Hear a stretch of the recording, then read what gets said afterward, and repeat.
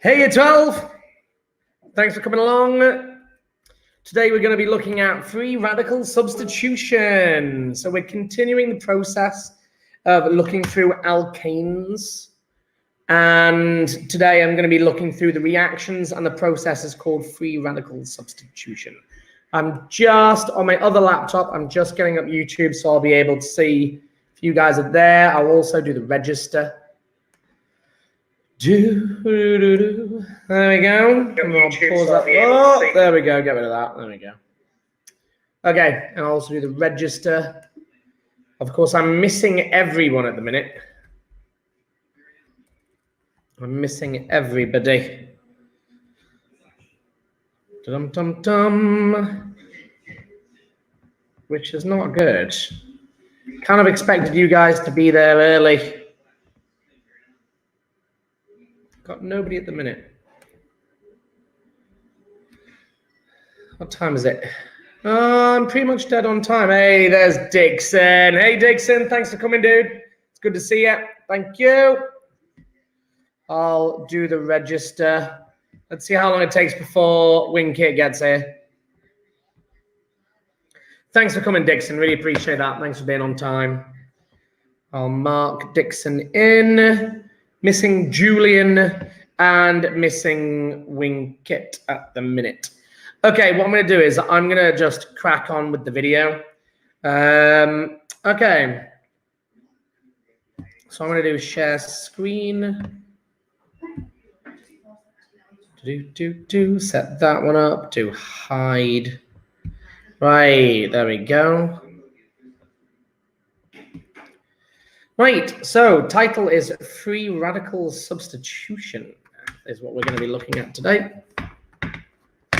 Right, just setting up my laptop, getting that all sorted. There we go. Right, so we want that one, and I want AS unit 1, and then go all the way to the bottom. So we finished cracking last lesson. Oh, hi WinKit. Thanks for coming, dude. So we're continuing the idea of looking at the reactions of alkanes, and today's title is free radical. Don't know why I'm doing it in capitals. Don't need to. Free radical substitution. Now, you should already have been substitution. Now, I need a bit of feedback. Hey, Julian, thanks for coming, dude. Thanks very much. Really appreciate that. So I've got all 3 people here. Yeah, on. Winner. Right. Okay, guys. So I need to ask you guys a couple of questions. Where are you guys up to in terms of mechanisms so far with organic on the other side? Have you guys done nucleophilic substitution yet?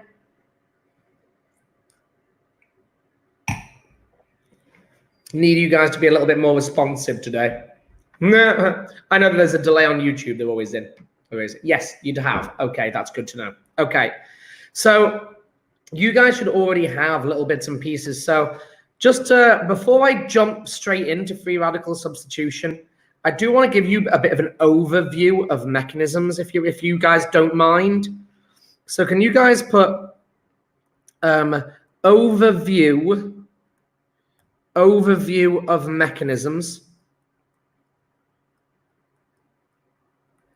Okay, so the first thing I want to do is there are 4 AS mechanisms. At AS level, there are 4 mechanisms, but one of them isn't really a true mechanism, and that's FRS. So the first one is free radical substitution. And this is the only one that's not a true mechanism.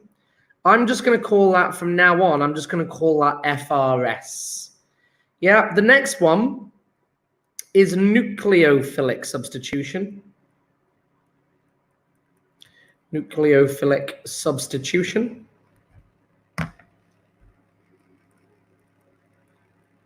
Nucleophilic substitution. Otherwise, I'm going to call from now on NS. After that, you have elimination. I'm just going to call a limb.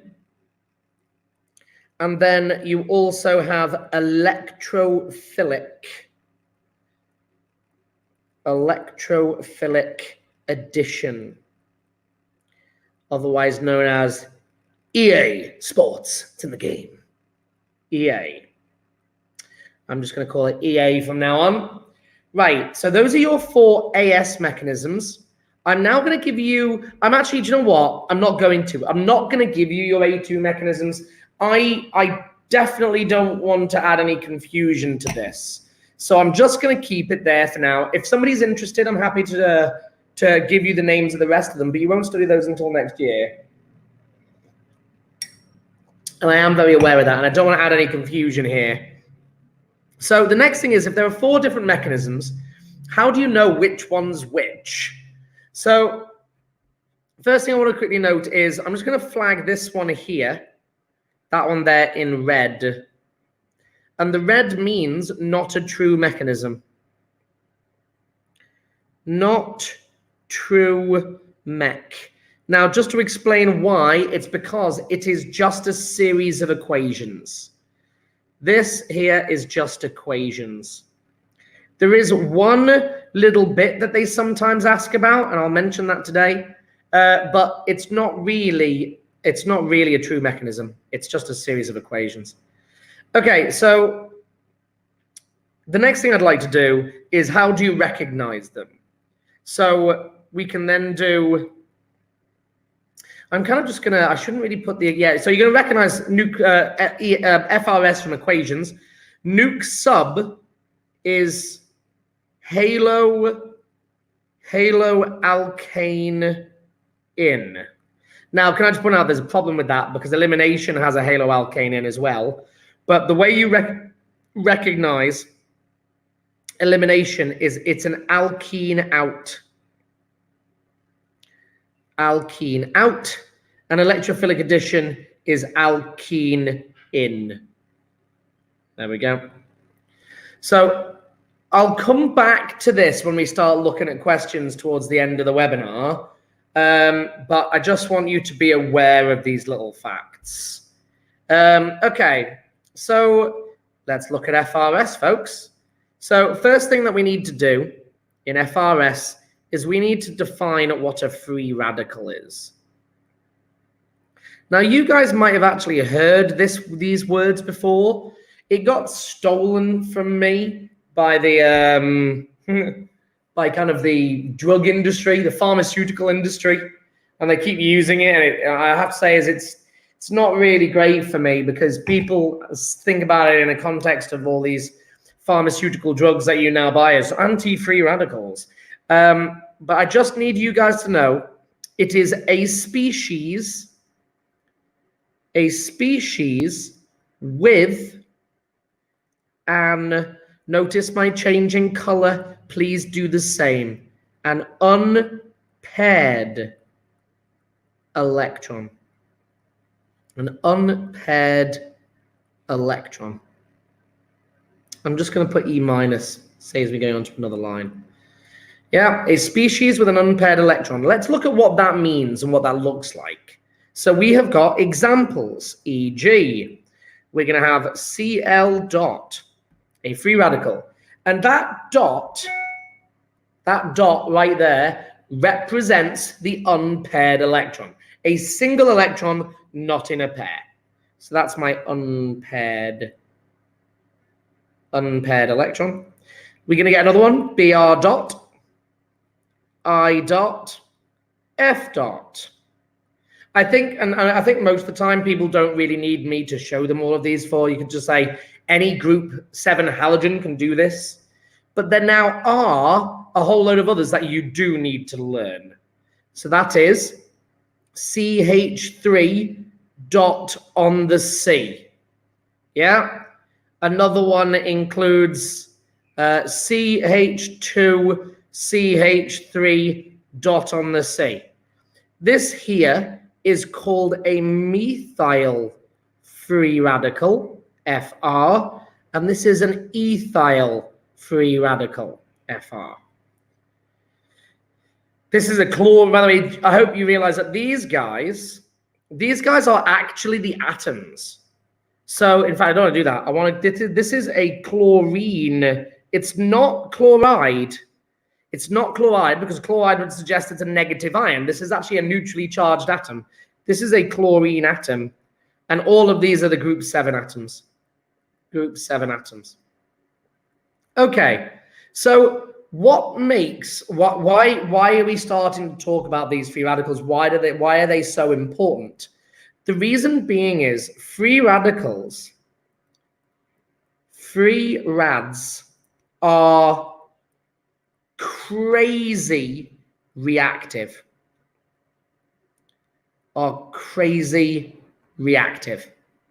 In fact, they're so reactive, we can just get crazy reactive.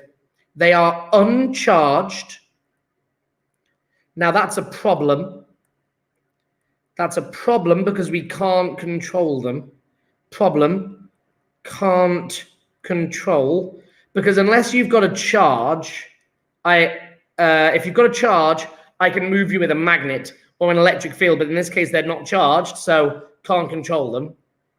They will, and this is kind of an important one, take any atom they collide with. Now that one, I'm just going to explain a little bit. So what does that actually look like? So imagine I'm going to take a hydrogen molecule, and everyone here would agree that the two hydrogens are bound together and that they're not just going to separate on their own. But if I showed this a free radical and that free radical collided with it, if these guys actually collide, what's going to happen is it'll take any atom they collide with. So it's actually the Cl is going to steal the H. And I'm going to end up with a H being left as a dot, and I'm now going to end up with that scenario. Now that's really important, and I just want to explain to you how this happens and where these dots are coming from. What I'm actually going to do is I'm going to go to the most basic version of this. Like, this is only used as a teaching method, but I'm going to look at let's look at hydrogen again. And it's in a pair. The reason why hydrogen is so useful is because it only has 2 electrons. In fact, you know what I'm actually going to do? I'm going to color code this. I'm going to put that hydrogen in a, and I'm going to give it that it's X. Then I'm going to color code this guy in green. There we go. And then I'm going to introduce, I know this seems strange, I'm going to introduce another hydrogen atom. Now that there is a free radical, because the hydrogen, it's a hydrogen atom. A hydrogen atom is also going to be known as, AKA, a hydrogen free radical. Hydrogen free rad. Because it's just got its own electron. Now, if this was to collide with that, what's going to happen is that this hydrogen is going to take the green one. Now, please note, I'm showing the colors. This is important. There was, oh, I shouldn't do that. There's the hydrogen here. There's that guy and his electron. Now here's the green guy. It now takes the green guy and his electron because it's going to pair it up. And of course, what that means is you're going to leave somebody else in the situation of being a free radical. How about a potassium K and other group 1 metals? Are the atoms also free radicals? Yes, Winkit, they are, but you never deal with them. The reason being is that they're not trying to gain electrons the way that the non-metals are. They're trying to get rid of them. So they won't actually take an atom and their electron. They won't do it. They'll just lose their electron to whoever they collide with. Great questions, but yes, they are. They are all free radicals.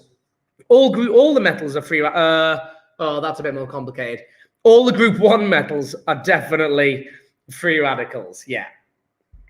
So this idea of tracking electrons is really handy. And what we realize is that if a free radical collides with something that isn't a free radical, you create a new one. This is kind of important.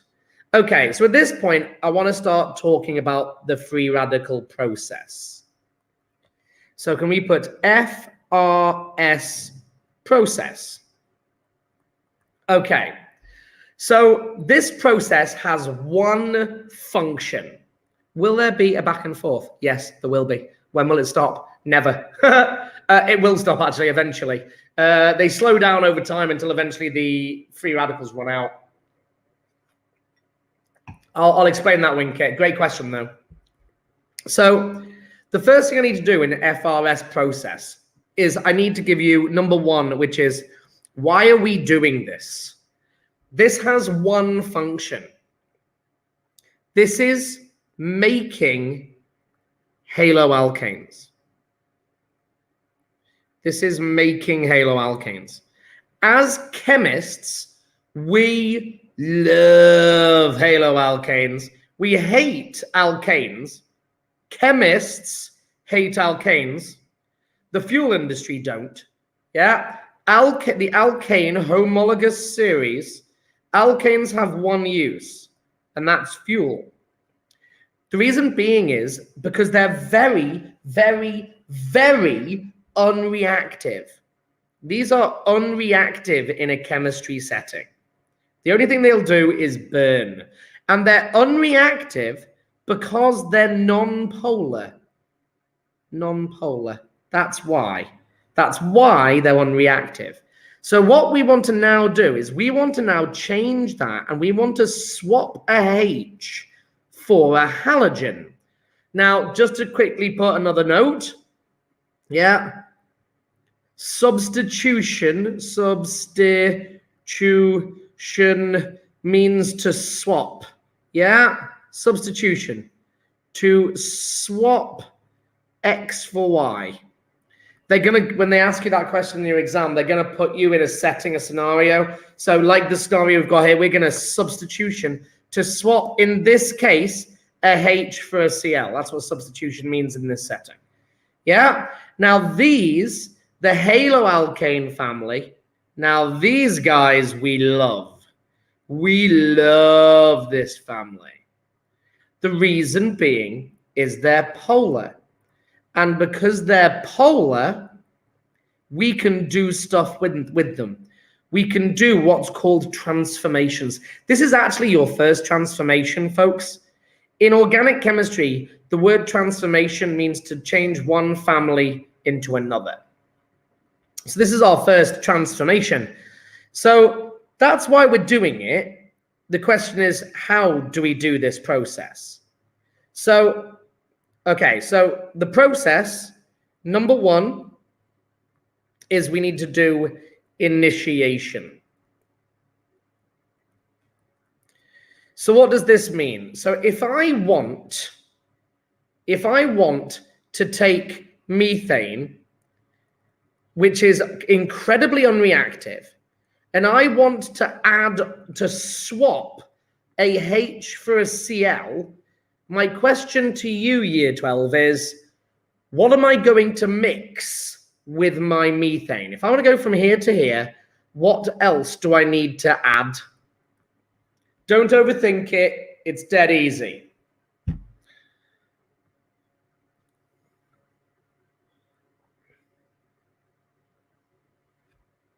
This is the problem when we're doing it on YouTube and there's the delay.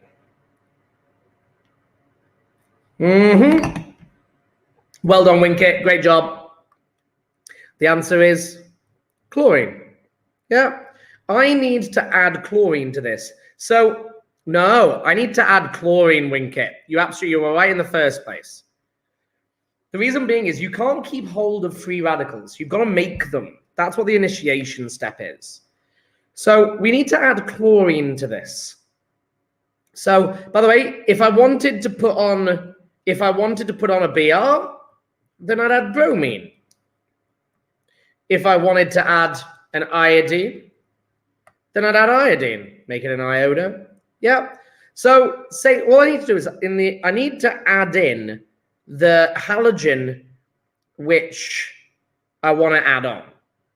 So initiation is a rather odd thing because, yeah, spot on, Dixon, well done.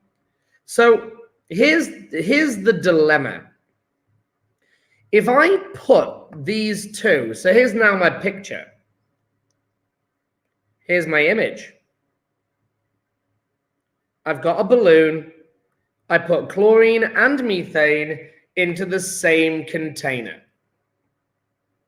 There we go. Right. Now here's the thing. Nothing happens. These two are stable. I know that you'd think that chlorine's not. Chlorine is very reactive. But in this case, the reaction doesn't do anything at all. The reason being is everybody has their bonds.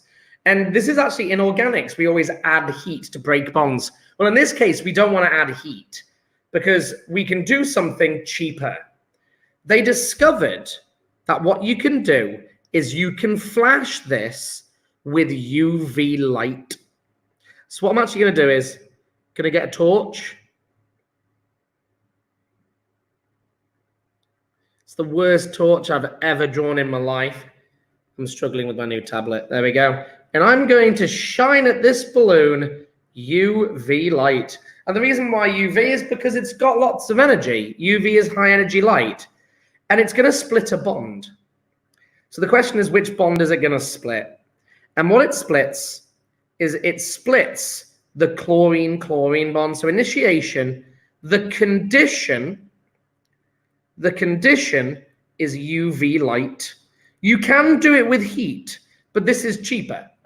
And what happens is we see something rather neat. You see this. So that there, this picture is the only proper bit. You bought a new tablet? I did buy a new tablet, Winkit. My other one went a bit nuts. I know, right? Nightmare. So this is called homolytic fission. This is what that's called. Homolytic fission. The word fission means to split. And what I've now created is two free radicals. Just to explain what this curly arrow means. This is called a fishhook arrow. And this is the only time you're ever going to see it. Oh, I'm really struggling with it. There we go. Fishhook arrow. This is the movement. The movement of one electron. That's what that arrow represents. So the reason why it's homo, the word homo means same. Everyone knows this. Yeah? Same lytic fission, same splitting. The word lysis means to split. Same splitting is what I literally says. I'm stupid. Is this still part of free rad sub? Yes, it is. Yeah, absolutely. Yes, it is. So we get, and technically, by the way, they can ask you to draw this. They can ask you to draw that. They can. But more often than not, they're just simply going to ask you for the initiation equation. So in this case, Cl2, arrow, UV light over the arrow, and you get 2 Cl dots. But in reality, that's actually what's occurring. What's occurring? The electrons in that bond, yeah, the electrons in the bond, one's going one way, one's going the other.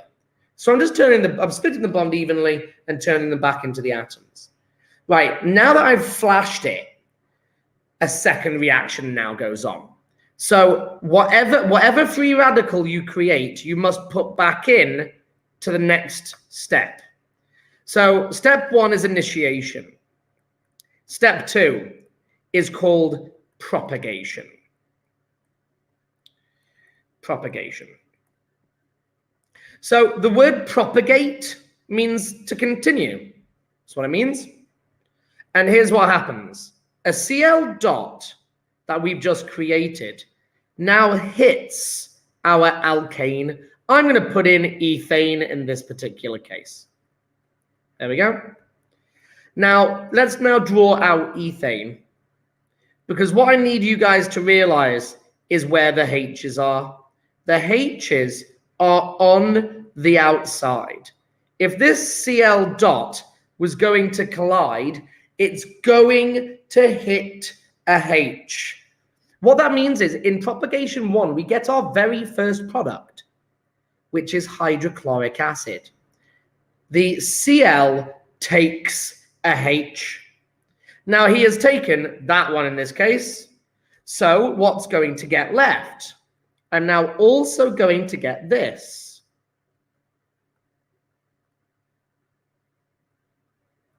I'm also going to get this. There we go, which now becomes CH2, CH3 dot. There we go. So it's nice to kind of understand what's going on here, folks. So the electrons, the 2 electrons that were in that bond, the chlorine takes the H and his original electron. Yeah, they form a bond together. They now form a bond together. And the carbon is left behind with his original electron. So it's just nice to kind of actually be able to, it's very easy as a teacher of chemistry to just write the equations and then just move on. Right. Now, do you notice, so in the first, I'll do a summary at the end of this, but do we notice that in the first equation, no free radicals went in and 2 free radicals have come out? In a propagation, 1 free radical went in and 1 free radical has come out. So this is actually a really nice thing to realize about propagations and initiations and terminations, is that you can follow this in terms of dot numbers.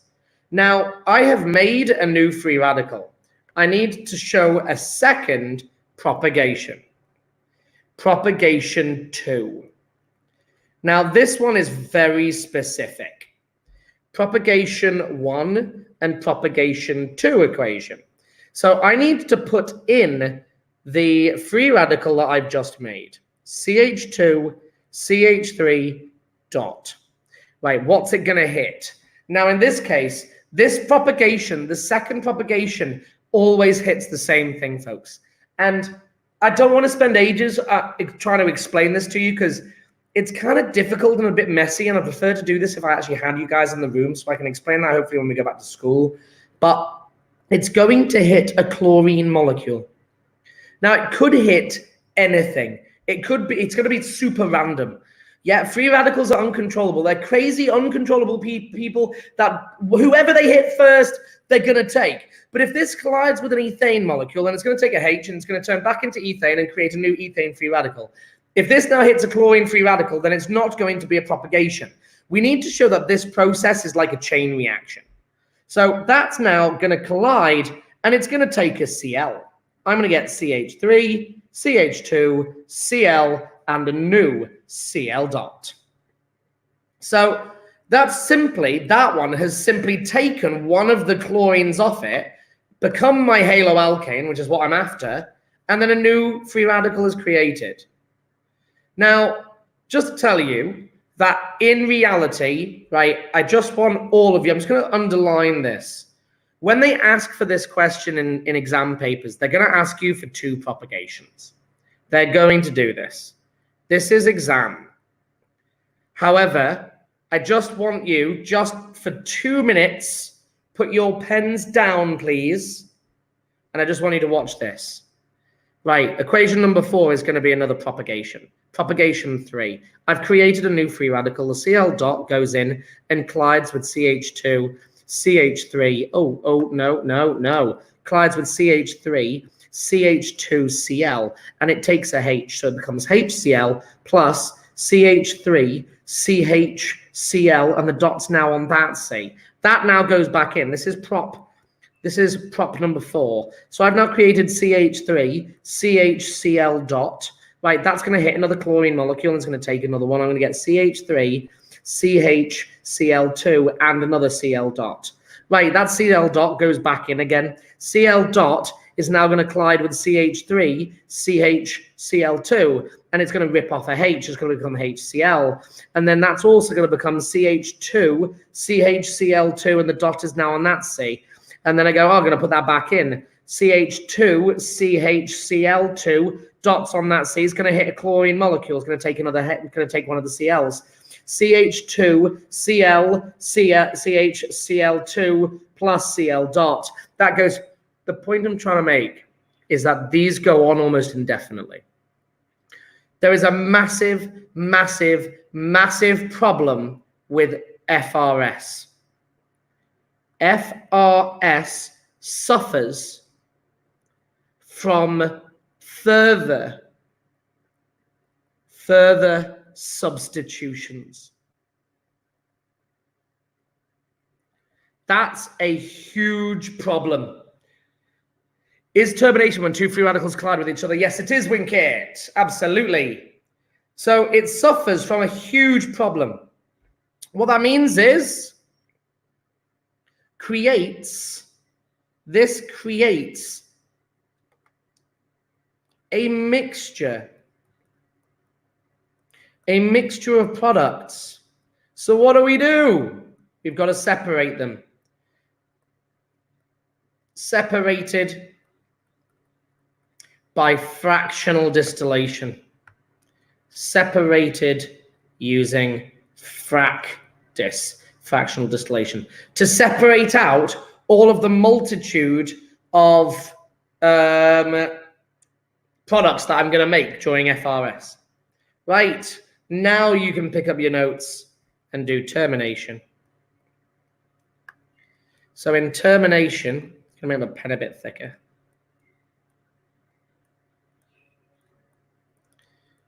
Termination. Now CL again is going to be very random, but it now has two free radicals, so a Cl dot colliding with a CH2, CH. Do you know what? I'll put the 3 there, and the CH2 dot. Dot now needs to go there, though. Right, and now this is going to end my reaction. This is what causes this reaction to come to an end. Two free radicals create no free radicals. So not overly complicated. So I say it's not that overly complicated. It is a bit of a mess, to be fair. But it gets easier once you start looking at exam questions. I promise. Promise, I promise, I promise. Okay. So, okay. Further subs.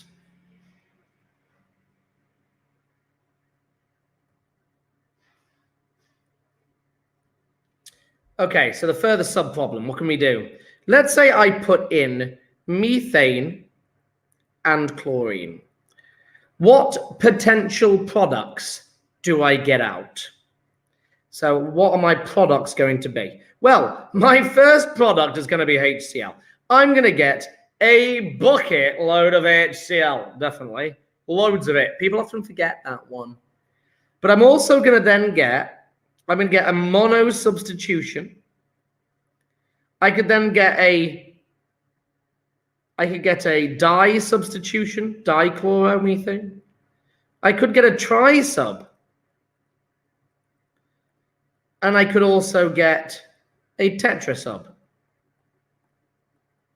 These are the products that I can get. But is that all? Is that the only thing I'm going to get? The answer is no. I'm also going to get a small amount of ethane. Going to get a small amount of ethane. Why? Two methyl free radicals colliding. Does the position of the dot matter? Oh, Dixon, I want to say yes, but in reality, no, not in equations. I just prefer it, Dixon. It's better chemistry. You're being lazy, but in reality, they don't really care. But I'm going to get a small amount of ethane. How could the ethane have been made? CH dot colliding with CH3 dot. Sorry, CH3 plus CH3 gives me C2H6. There we go. So that one's going to get made. I'm also going to get a small amount of butane. I could also get propane. I'm going to end up with a vast amount of products because free radicals are non-charged. They are completely random. How could that have been created? We could have had CH2, CH3 dot collide with another CH2, CH3 dot. We could have had a CH2, CH2, CH3 dot colliding with a methyl free radical. It's possible.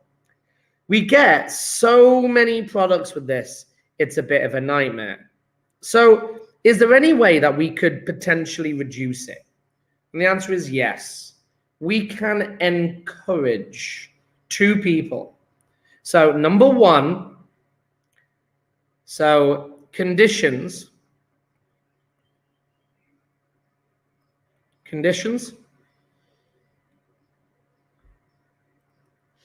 Excuse me. Whoa.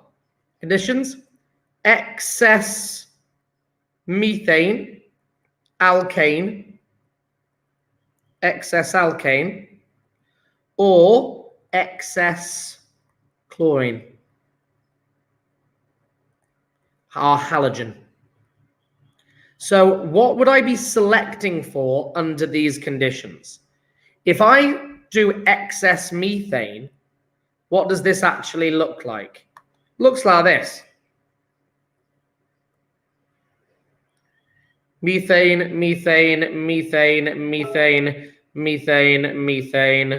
Cl2. That's it. Right, so what's going to happen is when the first reaction happens, all the chlorine gets used up. So if you do excess methane, you're going to encourage, you're going to select for one substitution. If you do excess chlorine, oh dear, it's just going to keep going and going and going and going and going. You're going to select for tetramethyl, full sub, 4 subs.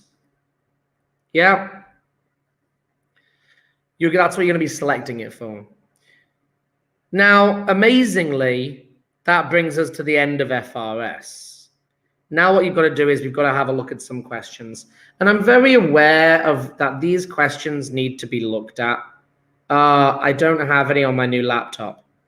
So what I'm going to do is I'm going to leave you guys here, but I will post on the classroom a booklet of questions on FRS.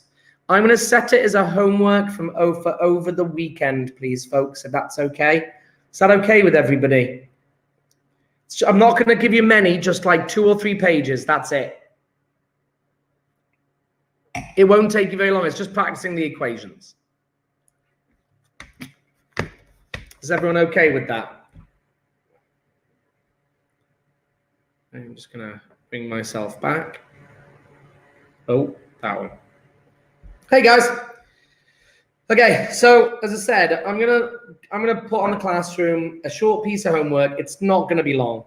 I just want you guys to see that the questions here are very repetitive, and there are patterns to what they're doing. I'm very aware that how much did the new tablet cost? Oh, far too much. Winkit, 700 quid. 4,000 ringgit. Nightmare. Let's not talk about that, especially with my fiance in the room. But yeah, I'll post on the classroom. I'll do that now, and then you can have a go at some. Guys, I wish you an amazing weekend. Take care, be safe, and keep smiling. See you later, guys.